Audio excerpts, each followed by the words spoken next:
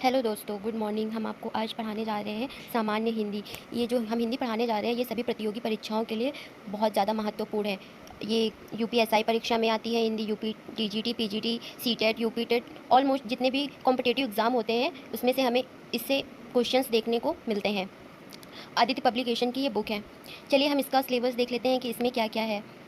हिंदी वर्णमाला, विराम चिन्ह, शब्द रचना, अर्थ, वाक्य रचना, शब्द रूप, संधि, समास, क्रियाएं, अनिकार्थी शब्द, विलोम शब्द, पर्यायवाची मुहावरे एवं लोकोक्तियाँ, तत्सम एवं तद्भव, देशज, विदेशी, वर्तनी, अर्थबोध, हिंदी भाषा में प्रयोग होने वाली अशुद्धियाँ, उत्तर प्रदेश की प्रमुख बोलियाँ, अनेक शब्दों के लिए एक शब्द, रस, अलंकार, छंद, विशेषण और विशेष, भाषा विज्ञान, हिंदी पद्य गद्य, रचना व रचनाकार, संज्ञा से अव्यय तक। मतलब आपको इससे आपको जितने भी एग्ज़ाम देना, जो भी एग्ज़ाम की तैयारी कर रहे हैं, आपको कोई दिक्कत नहीं होगी। इससे आपको सारे क्वेश्चंस ईजिली मिल जाएंगे। चलिए मैं आज शुरू करती हूँ। वर्णमाला, हिंदी वर्णमाला व विराम चिन्ह। वर्णमाला एक दृष्टि में, वर्णमाला वर्णों का वह व्यवस्थित समूह जिसमें प्रत्येक वर्ण का स्थान स्थिर तथा निश्चित होता है, उसे हम वर्णमाला कहते हैं। वर्णमाला वर्ण जो होते हैं वो स्वर और व्यंजन दो होते हैं। स्वर, ह्रस्व और दीर्घ। ह्रस्व में आ, ई, उ, री, ये 4 प्रकार के होते हैं और जो दीर्घ होते हैं वो 7 प्रकार के होते हैं। आ, ई, उ, ए, ओ, औ। और फिर व्यंजन में आते हैं तो व्यंजन में स्पर्श व्यंजन होता है, अंतस्थ व्यंजन होता है, ऊष्म व्यंजन होता है, आगत व्यंजन होता है और संयुक्त व्यंजन होता है। स्पर्श में का से पा वर्ग तक के जितने भी वर्ण आते हैं उसे हम स्पर्श व्यंजन कहते हैं। ये 27 होते हैं। अंतस्थ में 4 अंतस्थ व्यंजन होते हैं, य, र, ला, वा। अंतस्थ 4 होते हैं। और ऊष्म व्यंजन होते हैं श, ख, श, ह, ये भी 4 होते हैं। आगत ज, फ, ये 2 होते हैं। और संयुक्त व्यंजन भी 4 होते हैं, छ, त्रंग, श्र, ये 4 संयुक्त व्यंजन होते हैं। स्वरों की संख्या 11 होती है, व्यंजन की संख्या 41 होती है, तो टोटल मिला के हुए 52। कामता प्रसाद गुरु के अनुसार, कामता प्रसाद गुरु ने बताया था कि टोटल स्वर और व्यंजनों की कुल संख्या 46 होती है। आगे चलते हैं।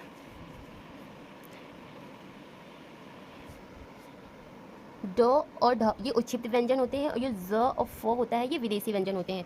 स्वरों का वर्गीकरण व उच्चारण स्थान, कि कौन सा स्वर कहाँ से बोला जाता है। कंठ से ह्रस्व में छोटा आ, दीर्घ में बड़ा आ, निरानुनासिक मौखिक स्वर में छोटा अ, बड़ा अ, अनुनासिक में आंग और बड़ा आंग बोला जाता है। और तालव्य में तालु जो मुंह के भीतर की छत या पिछला भाग होता है उसमें ह्रस्व स्वर में ई, दीर्घ में बड़ी ई, नुनासिक मौखिक स्वर में छोटी ई और अनुनासिक स्वर में ई बोला जाता है। मूर्धन्य में मूर्धा, मुंह के भीतर की छत का अगला भाग। इसमें कंठ प्लस तालु कंठ तालव्य बोलते हैं, ओठ प्लस कंठ कंठोष्ठ बोलते हैं। ह्रस्व स्वर में बड़ी री, दीर्घ स्वर में ए, ओ, औ। और इसका निरानुनासिक और मौखिक स्वर नहीं होता है और अनुनासिक स्वर भी इसका नहीं होता है। ओष्ठ में जो ओठ से बोले जाते हैं वो ह्रस्व स्वर में उ और दीर्घ स्वर में बड़ा उ होता है। अब आगे बढ़ते हैं दोस्तों।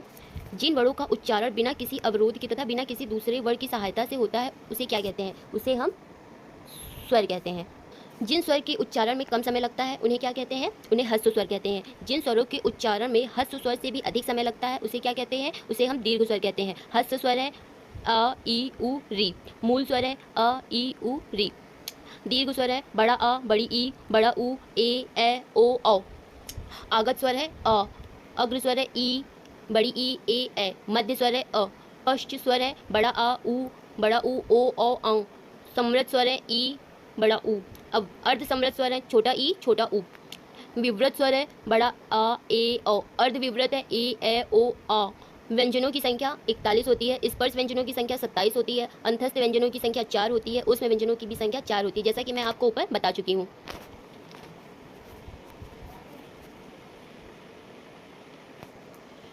अवगत व्यंजनों की संख्या 2 होती है, ज और फ। संयुक्त व्यंजनों की भी संख्या 4 होती है।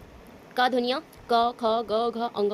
च ध्वनियाँ च, छ, ज, झ, इय। ट वर्ग की जो ध्वनियाँ होती हैं ट, ठ, ड, ढ, अड़।